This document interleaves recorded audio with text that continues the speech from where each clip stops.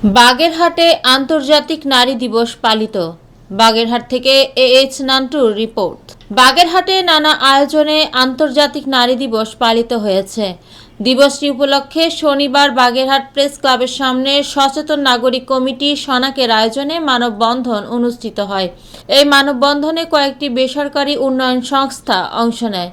মানববন্ধন শেষে বাগেরহাট প্রেস ক্লাবের সম্মেলন কক্ষে সনাকের বাগেরহাটের সভাপতি অ্যাডভোকেট মোহাম্মদ শাহ আলম টুকুর সভাপতিত্বে এক আলোচনা সভায় প্রধান অতিথি ছিলেন বাগেরহাটের পুলিশ সুপার মোহাম্মদ তৌহিদুল আরিফ।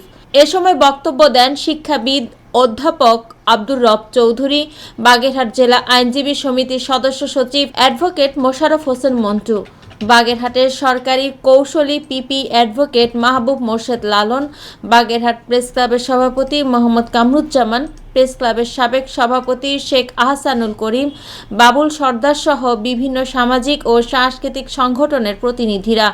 বক্তারা নারীর প্রতি সকল ধরনের সহিংসতার প্রতিরোধ ও নারী পুরুষের সমান অধিকার নিশ্চিত করার দাবি জানান।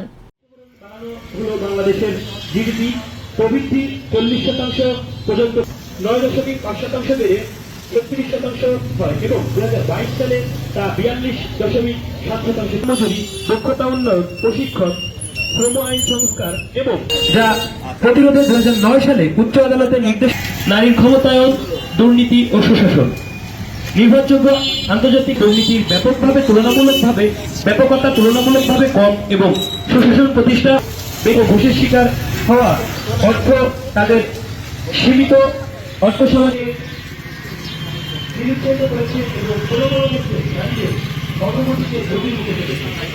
আন্তর্জাতিক নারী দিবস 2025 ও ট্রান্সপারেন্সি ইন্টারন্যাশনাল বাংলাদেশ নিয়ে নিলে আগেই তাহলে আমাকে তো নেন কথা কবে আমি কয়ে দাও একটু।